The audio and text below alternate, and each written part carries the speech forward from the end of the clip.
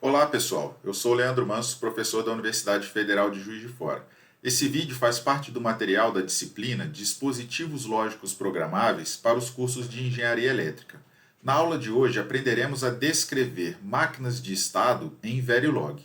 Máquinas de estado são circuitos que sequenciam um conjunto de estados pré-determinados controlados por um clock e por outros sinais de entrada. Os circuitos contadores são também um tipo de máquina de estado, porém, é comum utilizar o termo contador quando o circuito é empregado para contar eventos e máquina de estado quando o circuito é utilizado para controlar eventos. Vamos ver que existem dois tipos principais de máquinas de estado: as máquinas de estado de Moore e as máquinas de estado de Mealy. Vamos ver quais são as diferenças entre elas e aprender a descrever em Verilog máquinas de estados desses dois tipos. As máquinas de estados de Moore, as saídas dependem apenas do estado atual. Então, num diagrama de blocos, fica como mostrado aqui nessa figura. A gente tem um conjunto de flip-flops controlados aqui por um clock que vão determinar os estados dessa máquina, né? Então, um estado da máquina é o valor dos seus flip-flops num determinado momento. Temos aqui, para controlar a transição dos estados, uma lógica combinacional que depende tanto do estado atual quanto do valor das entradas. E temos aqui um decodificador de saída, que vai determinar qual é o valor das saídas para aquele determinado estado. Então vejam aqui, para máquinas de estado do tipo Moore, as saídas são determinadas apenas pelo estado atual. E dessa forma, as saídas são síncronas, né? Porque o estado atual ele é síncrono com o clock. Se a saída depende apenas do estado atual, ela também será síncrona em relação ao clock. Já no modelo de Mealy, as saídas dependem do estado atual, mas também das entradas. Então vejam, o decodificador de saída aqui, além de depender do estado atual, ele também depende das entradas. Então, as saídas da máquina de Mealy são assíncronas. Por quê? A partir da variação de alguma das entradas, a saída pode variar, independente do estado. Então, na máquina de Mealy, para o mesmo estado, a saída pode possuir valores distintos, dependente da entrada. Anteriormente, na disciplina de eletrônica digital, aprendemos a realizar o projeto de máquina de estado utilizando a lógica tradicional, ou seja, obtendo qual é o conjunto de flip-flops e portas lógicas necessárias para implementar a máquina desejada. Para tanto, precisamos seguir alguns passos, né? Precisamos, a partir da descrição do problema, elaborar o diagrama de transição de estados. A partir do diagrama, a gente elabora a tabela de transição de estados, escolhemos se vamos utilizar flip-flops do tipo D ou flip-flops JK, montamos os mapas de Carnot e obtemos as expressões lógicas, ou seja, o conjunto de portas lógicas para as entradas de cada um dos flip-flops. A partir daí, então, a gente realiza a implementação do circuito utilizando os flip-flops e portas lógicas.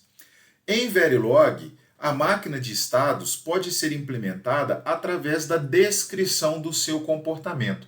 Para tanto, nós precisamos elaborar apenas o diagrama de transição de estados a partir da descrição do problema, e a partir desse diagrama, a gente consegue, em Verilog, descrever essa máquina, sem se preocupar com as portas lógicas e os flip-flops, como já estamos fazendo, né? Utilizando a modelagem comportamental para outros tipos de circuito. Então, pessoal, aqui a gente tem um diagrama de transição de estados para uma máquina de estados do tipo Moore. Vamos aprender a ler esse diagrama aqui e interpretar o que significa cada um desses elementos, tá? Cada uma dessas bolinhas aqui representa um estado, tá? Então temos aqui o estado S0, o estado S1 e o estado S2. Cada um desses estados vai possuir um valor para o conjunto de flip-flops que o representa. Como aqui nós temos 3 estados, serão necessários 2 flip-flops nessa máquina de estados, ou seja, eu vou precisar de um circuito de 2 bits.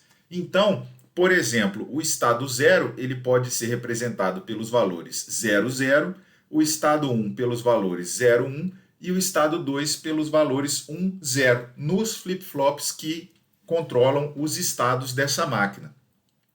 Esses valores que estão representados aqui embaixo, entre parênteses, não são os estados, tá, pessoal? Eles são os valores das saídas da máquina em cada um desses estados. Então, em cada estado, a máquina possui 2 saídas, ou então uma saída de 2 bits. No estado S0, essa saída deve ser 0, 1. No estado S1, a saída deve ser 1, 0. No estado S2, a saída deve ser 1, 1. Essa é uma maneira de representar os valores de saída na máquina de Moore, colocando aqui logo abaixo, né, da descrição de cada estado dentro da bolinha do próprio estado. Tá? As setas, por sua vez, representam a transição dos estados, tá, pessoal? Então aqui, por exemplo, quando ocorre o reset, a máquina deve ir para o estado S0. Do estado S0, a gente tem uma seta saindo para o estado S1. Essa seta não tem nenhum número, ó, nem em cima nem embaixo. Significa que do estado S0, no próximo clock, essa máquina deve ir para o S1. Não importa o valor das entradas, tá? Estando aqui no S1, essa máquina possui 2 setas aqui de transição de estados, ó. Uma seta que permanece no S1, né? E essa seta tem o número 0 aqui em cima, ó, então indica o quê? Que se a máquina está no S1 e a entrada vale 0, ela deve permanecer no S1. Já se a máquina está no S1 e a entrada vale 1, ela deve ir para o S2. Do S2, ela tem apenas uma seta que volta para o S0 e ela tem que fazer essa transição se a entrada for 1. Aí você vai perguntar, mas e se a entrada for 0? Eu não estou representando aqui. Mas se eu não estou representando uma transição quando a entrada for 0, significa que ela deve se manter no S2.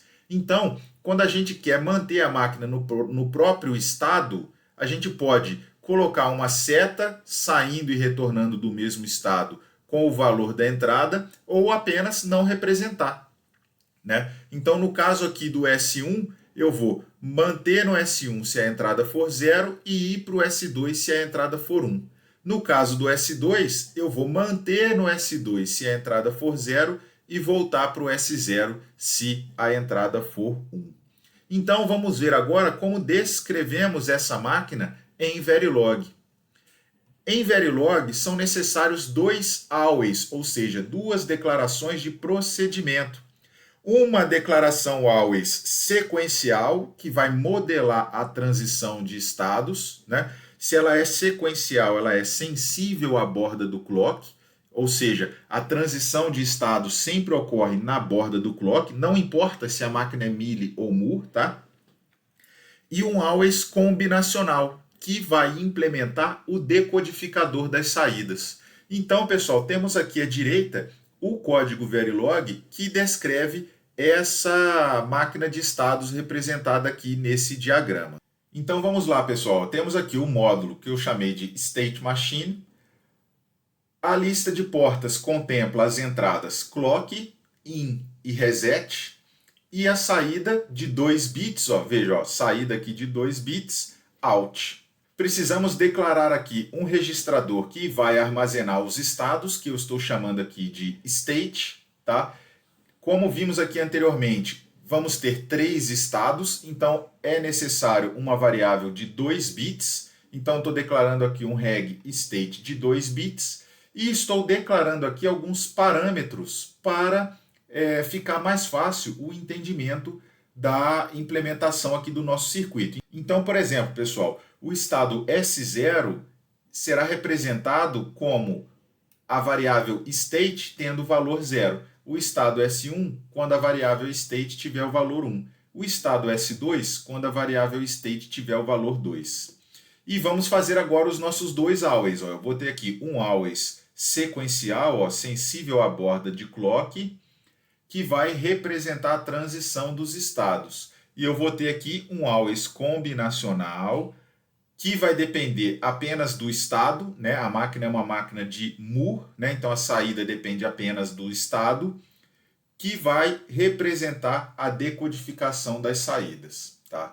Então vamos ver aqui primeiro a transição dos estados. Então, always at posed clock or posed reset, estou fazendo aqui um reset assíncrono, tá?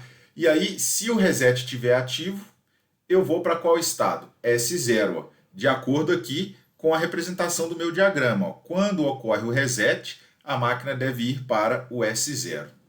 E aí, para fazer agora a transição dos estados, eu vou utilizar uma estrutura do tipo case. E essa estrutura vai depender de quem? Do estado atual. Então, vamos lá, ó. De acordo aqui com o diagrama, se eu estou no estado S0, o que eu tenho que fazer? Ir para o estado S1, independente da entrada.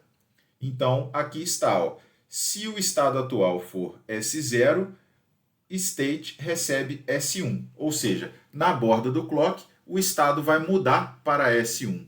Então, a variável state, que valia 0, estando no estado S0, vai passar agora a valer 1, que é o estado S1.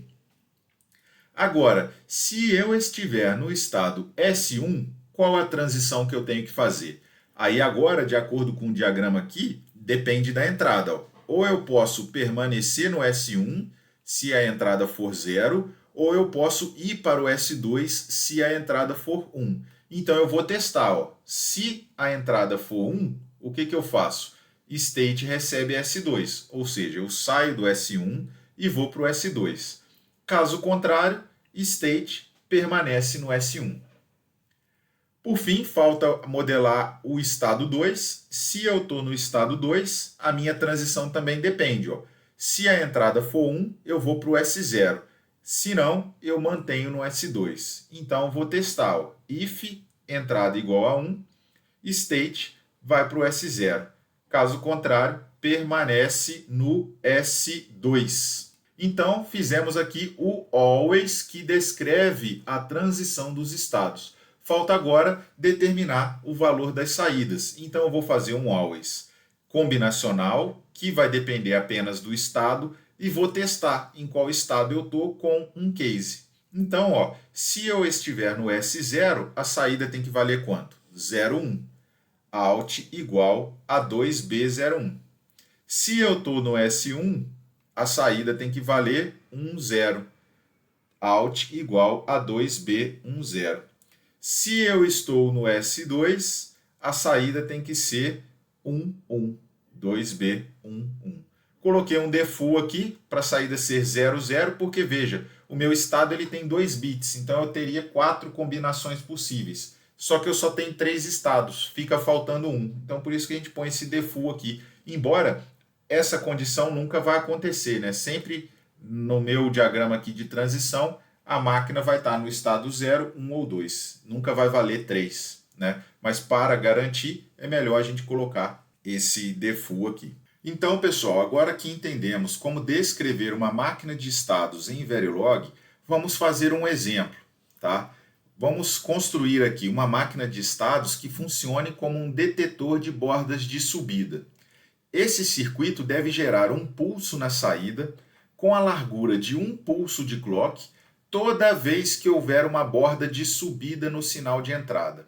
Vamos ver uma solução considerando uma máquina de estados de Moore e considerando uma máquina de estados de Mealy, tá? Estou considerando aqui, ó, FSM, né? FSM significa Finite State Machine, né? Que é máquina de estados finitos, que é exatamente o tipo de máquina de estado que a gente está implementando, tá? Então vamos entender melhor esse problema e bolar a solução utilizando a máquina de estado de Moore. Então, pessoal, nosso problema aqui é o seguinte, ó. Nós temos uma entrada, essa entrada vai ter transições de 0 para 1 em determinados momentos, E eu quero que sempre que houver uma transição desse tipo, né, sempre que houver aqui, ó, uma borda de subida na entrada, eu quero que a saída seja um pulso da largura de um período de clock. Ó. Essa largura aqui é a largura de um período do clock. Tá?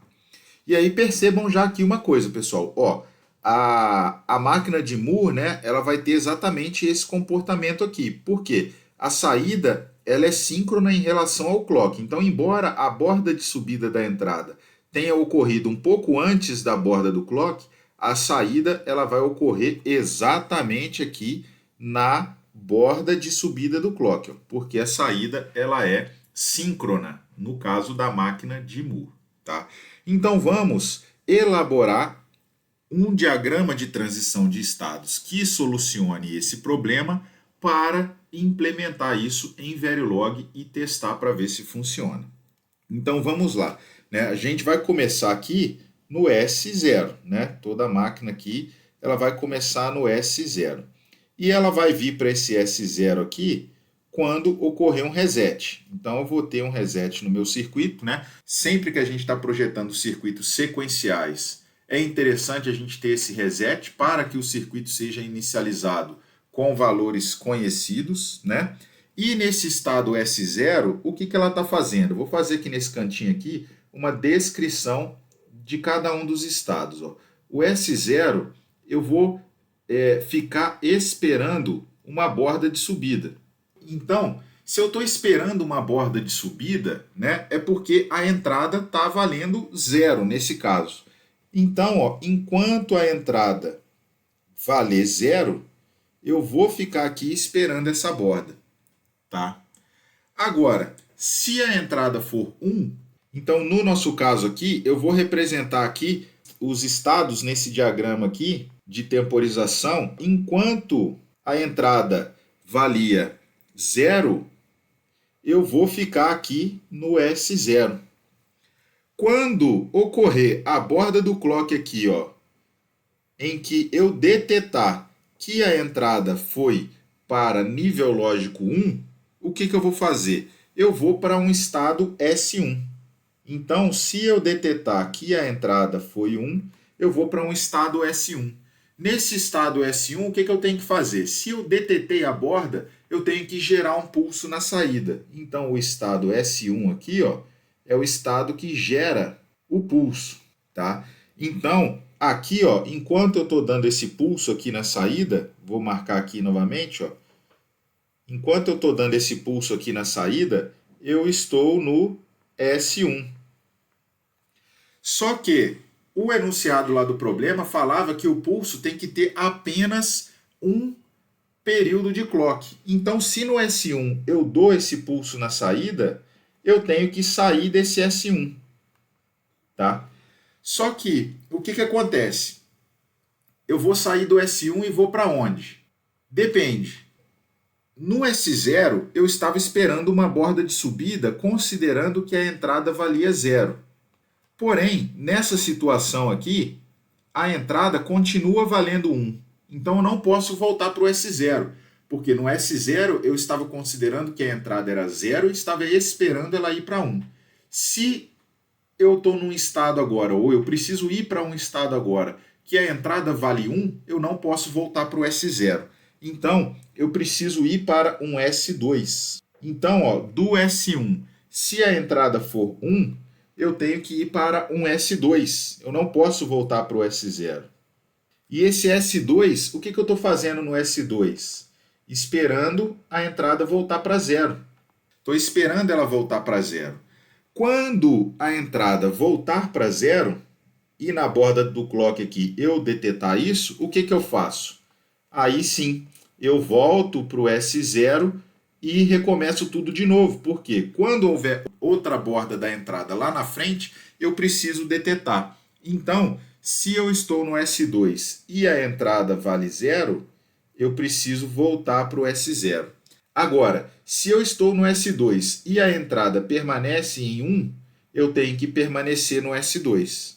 Então, aqui, ó, a gente permanece no S2 se a entrada valer 1.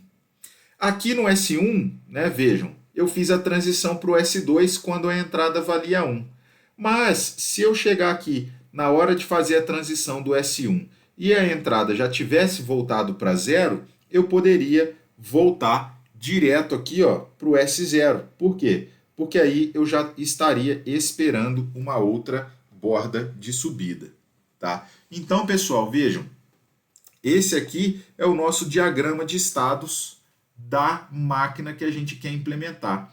Falta agora a gente determinar quais vão ser as saídas, né, para cada um desses estados. Então vamos escrever aqui, as saídas. Se a máquina é uma máquina de Moore, ela vai depender apenas dos estados. Então eu vou ter aqui o estado S0, o estado S1 e o estado S2.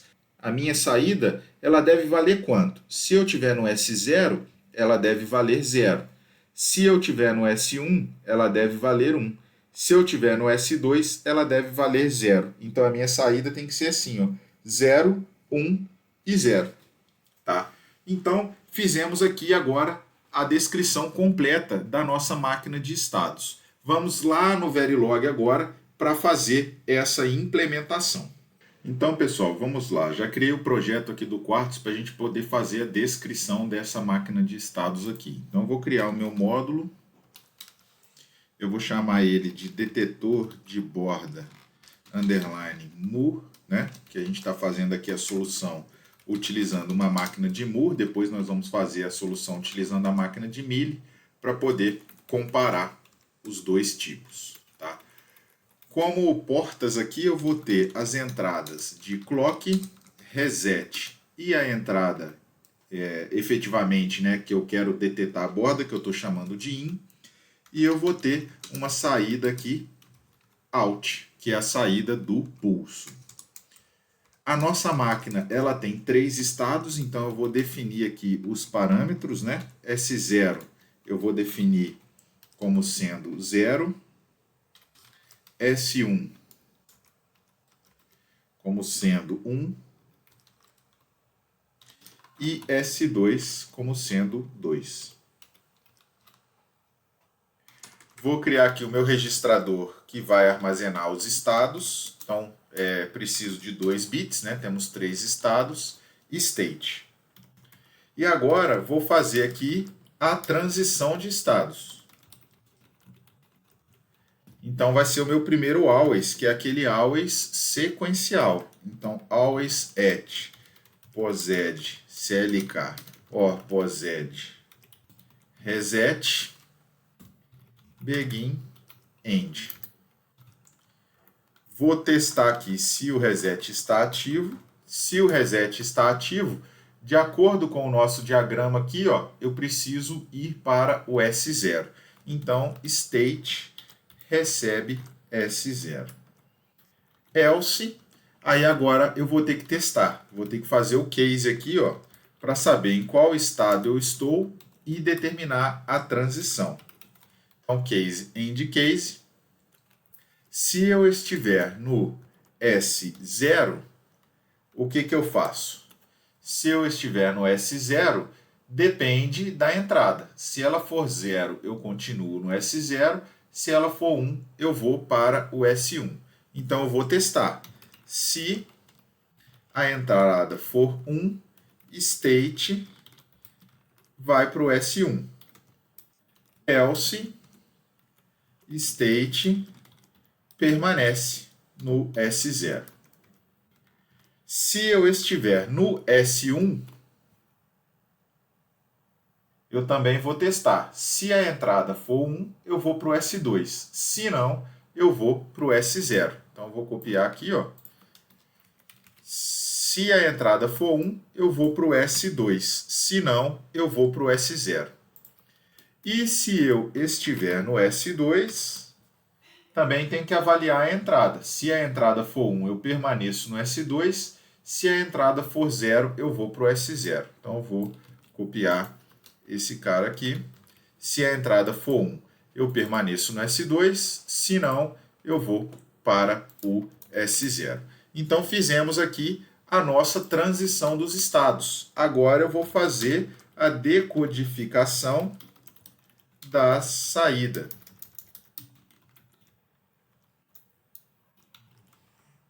Com um always que depende do estado. Ele é combinacional. Begin, end. E aí eu vou fazer aqui um case. Esse case vai depender de quem? Do estado. Então, se ele depende do estado, já vou colocar um end case aqui. Se ele estiver no S0, de acordo com o nosso diagrama aqui, a saída deve valer 0. Out igual a 1. Se eu tiver no S1, a saída deve ser 1. E se eu tiver no S2, a saída também deve valer 0.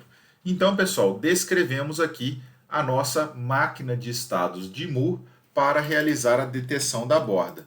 Vou salvar esse arquivo aqui e vou realizar a compilação para ver se está tudo ok. Tudo certinho aqui com a nossa compilação. Agora eu vou criar um test bench para poder realizar a simulação dessa máquina de Moore aqui. Então, pessoal, para o vídeo não ficar muito longo, eu já preparei aqui o test bench, configurei toda a interface aqui de simulação para a gente rodar o Model Sim. E aí, vamos ver então como foi o comportamento do nosso detetor de borda utilizando a máquina de Moore, né? Passar rapidamente aqui pelo test bench, né? Então, defini aqui a escala de tempo, criei aqui os sinais que eu precisava, né? O clock, o reset e a entrada. O reset, eu começo ele em 1 e depois eu jogo para 0, né? Para iniciar resetando o meu sistema. O clock, eu tenho aqui a comutação a cada 10 unidades de tempo, então o período é 20 unidades de tempo. E aqui eu estou gerando dois pulsos, né? Um que vai durar de 90 até 210 unidades de tempo e o outro de 460 até 510 unidades de tempo. Tá? Fiz a instância aqui do detetor de borda utilizando máquina de Moore e vamos então rodar a simulação para ver o resultado. Então, ó, executamos aqui a simulação no Model Sim e podemos ver aqui na entrada, a gente tem um pulso que dura vários pulsos de clock aqui no início e depois aqui na frente a gente tem outro pulso, tá? E nas duas situações a saída foi correta, ó. Quando detetou a primeira borda aqui, eu tive um pulso de um período do clock na saída e no segundo pulso aqui eu também tive um pulso aqui na saída certinho.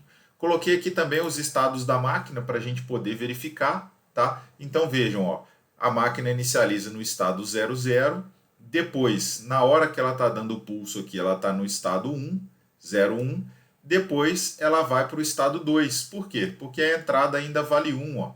Então, é necessário esperar ela voltar para 0. Então, só quando a entrada volta para 0 é que a máquina retorna para o estado 0 para, então, esperar outra borda de subida. Aqui, no segundo caso, a mesma coisa, ó, na borda do clock, que a entrada valia 1, né, a máquina de Moore ela é síncrona, né, então na borda do clock, quando a entrada valia 1, a gente detetou e deu um pulso aqui na saída. Tá? É interessante perceber, ó, que esse primeiro pulso aqui, eu coloquei ele exatamente na borda de subida do clock, né, e esse outro pulso aqui, eu coloquei ele antes da borda de subida. E a máquina de Moore funcionou corretamente nas duas situações, né? Lembrem-se, pessoal, quando a gente está fazendo a simulação aí de circuitos digitais, a gente tem que tentar abordar situações diferentes para validar realmente se o circuito está funcionando, tá? Então, no nosso caso aqui da máquina de Moore, o circuito está funcionando corretamente. Vamos ver agora, então, uma solução utilizando a máquina de Mealy. Bom, pessoal, agora vamos ver então a solução com a máquina de Mealy. E aí lembrem-se, né, aqui na máquina de Mealy, a saída ela depende não somente do estado atual, mas também da entrada, tá? Normalmente, solucionar problemas com máquina de Mealy é um pouco mais complicado, porque é mais difícil visualizar o diagrama de transição de estados do que no caso da máquina de Moore. Mas vamos reproduzir esse mesmo exemplo, né, utilizando a máquina de Mealy para vocês perceberem exatamente a diferença. Tá? Então, a gente vai ter na nossa máquina aqui o primeiro estado, que vai ser o nosso S0. O S0, né, é o estado inicial. Então, no reset, a máquina vai para o S0. Tá? E aí, no S0, o que a gente está esperando? A gente está esperando detetar a borda de subida, né? A borda de subida. Então, enquanto a entrada vale 0, a gente vai permanecer no S0. Tá? E quando a entrada valer 1, a gente vai para o S1. Quando a entrada valer 1, a gente vai para o S1. Porém, como na máquina de Mealy a saída depende, além do estado, da própria entrada, eu posso fazer o seguinte, ó, estando no S0, se a entrada for 0, a minha saída vale também 0. Agora, se eu tiver no S0 e a entrada for 1, a saída também vale 1. E aí o que vai acontecer aqui, ó, na nossa saída aqui então da nossa máquina, tá? Vou representar aqui o state, ó. Então, até a gente detetar a borda, né? Até a gente detetar a borda, que vai ser aqui no clock, né? A transição de estados, ela é síncrona com o clock. A saída que também depende da entrada. Então, enquanto eu estou aqui, antes de detetar a borda do clock, eu estou no S0. Após a detecção da borda do clock, aí sim eu vou para o S1, tá? E aí, estando no S0, eu posso fazer o seguinte, ó. Se a entrada for 0, a minha saída vale 0. Agora, quando a entrada valer 1, a minha saída vale 1. Ó. Então, eu já consigo aqui, ó, no estado S0, gerar esse pulso aqui na saída. E aí, no diagrama de transição de estados, a gente representa o seguinte, ó. Se eu estou no S0 e a entrada vale 0, eu permaneço no S0 e a minha saída vale 0. Se eu estou no S0 e a entrada vale 1, eu vou para o S1 e a minha saída vale 1. Tá? E estando no S1, pessoal, o que eu faço? Eu quero gerar só um pulso, né? E estando no S1, eu vou precisar permanecer no S1 aqui enquanto a entrada for 1. E eu só vou voltar para o S0 para reconhecer um novo pulso quando a entrada voltar para 0.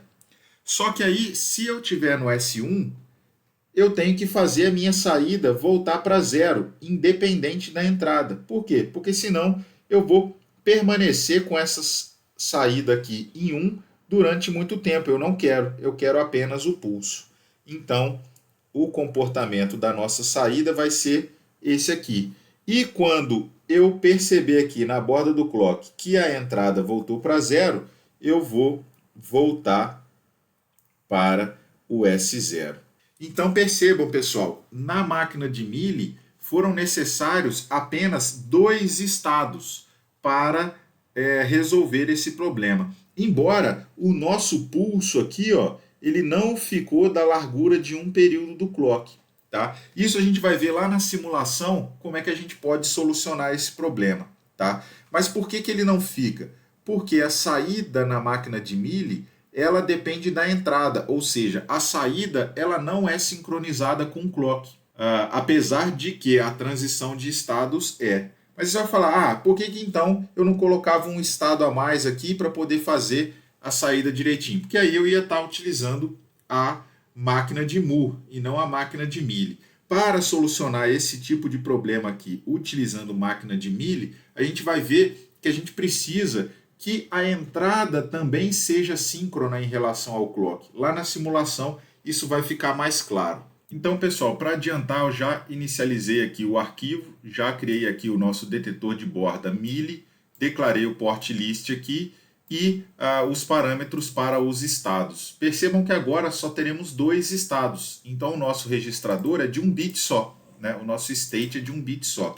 E aí vamos lá, a modelagem é a mesma, vou fazer um always sequencial para a transição de estados e um always combinacional para a decodificação da saída, tá?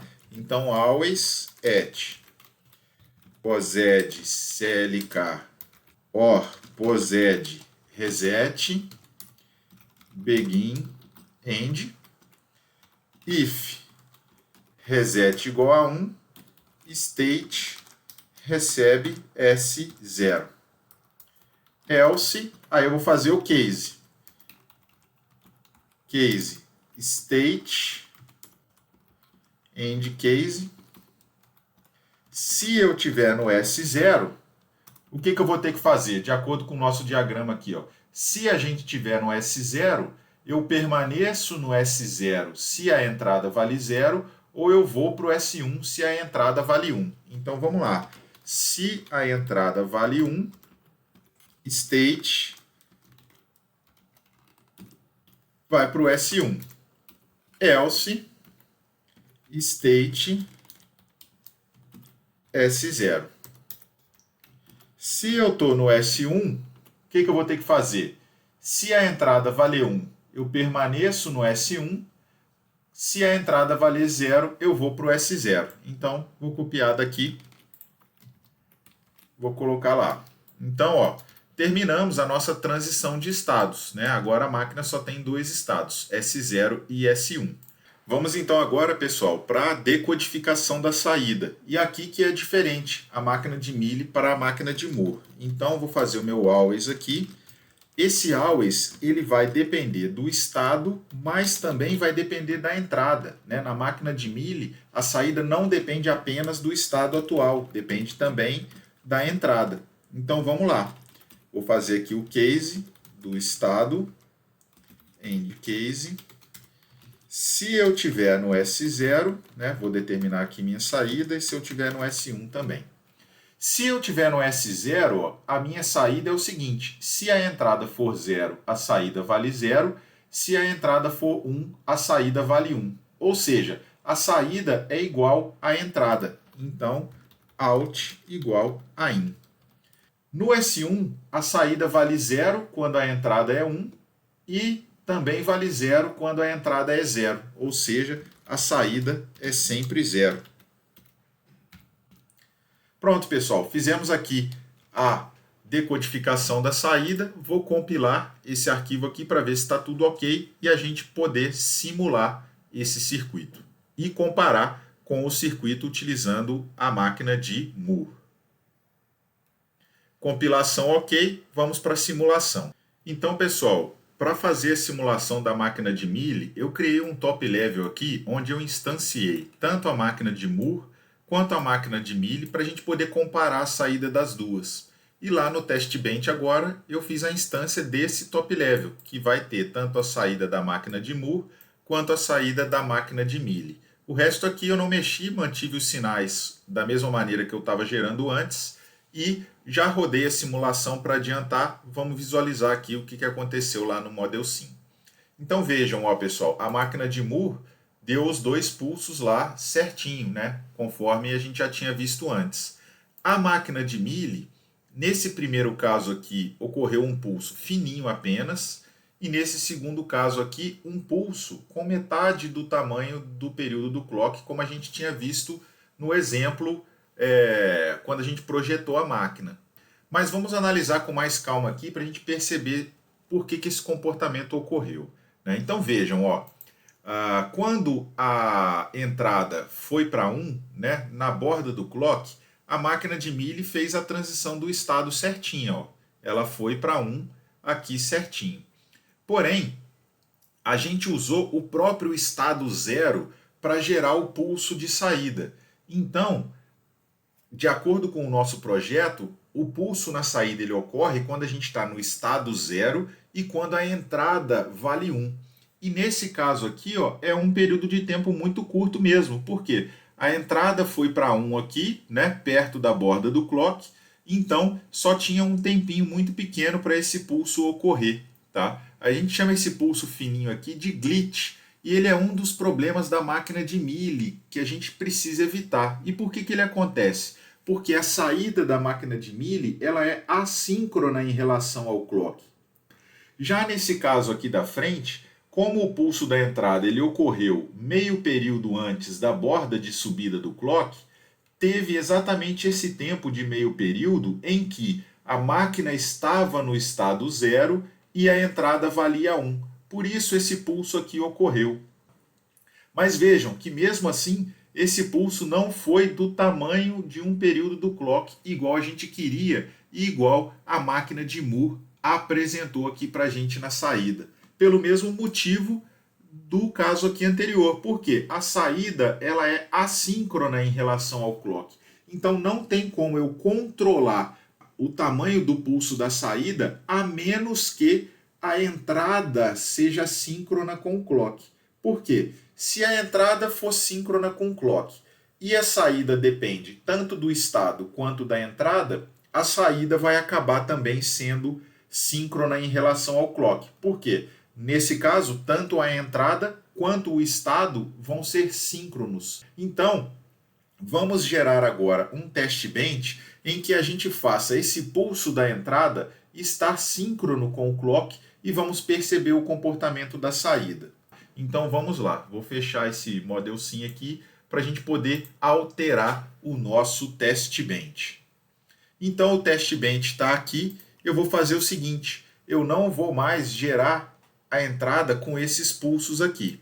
Eu vou criar um contador que vai estar sincronizado com o clock e eu vou gerar a entrada dependente desse contador, tá?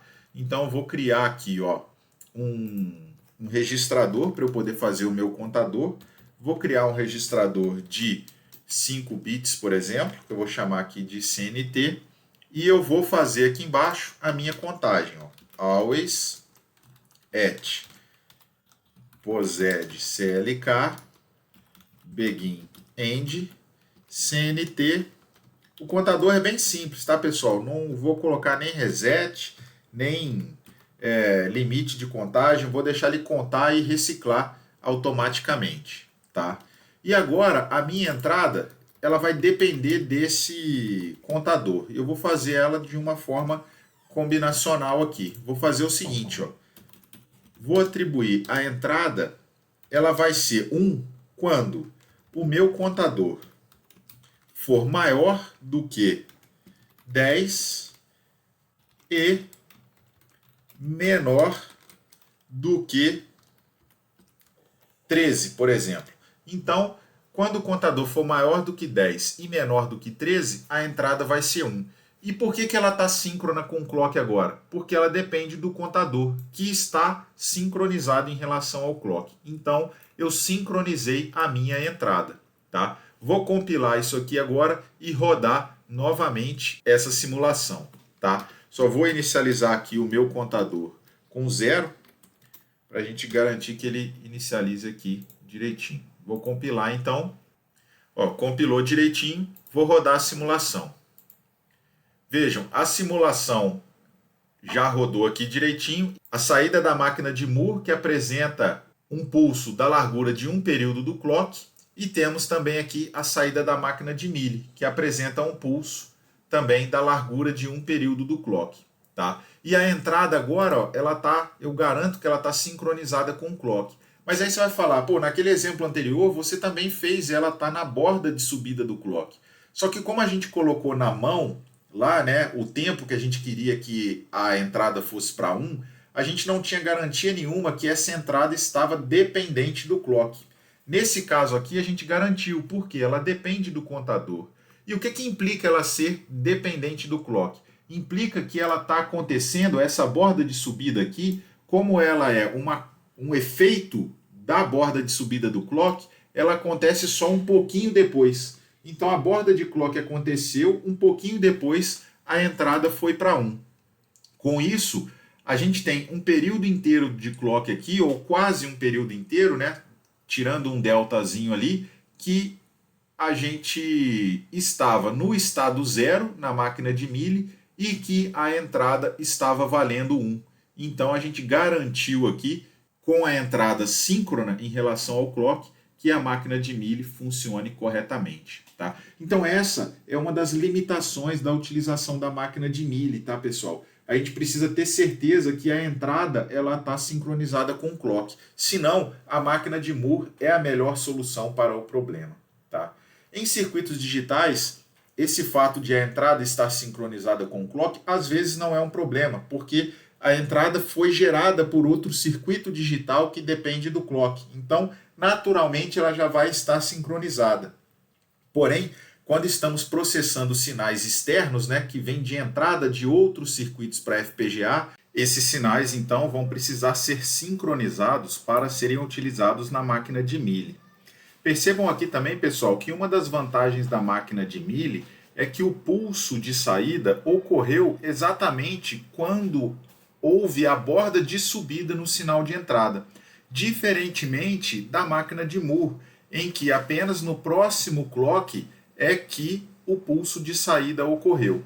Isso é devido porque, como o pulso de entrada ele ocorre um pouquinho depois da borda do clock, somente na próxima borda a máquina de Moore foi capaz de o reconhecer. A máquina de Mealy, por possuir saída assíncrona, proporcionou uma resposta mais rápida. Então, pessoal, solucionamos o mesmo problema, né, desse detetor de bordas de subida com a máquina de Moore e a máquina de Mealy.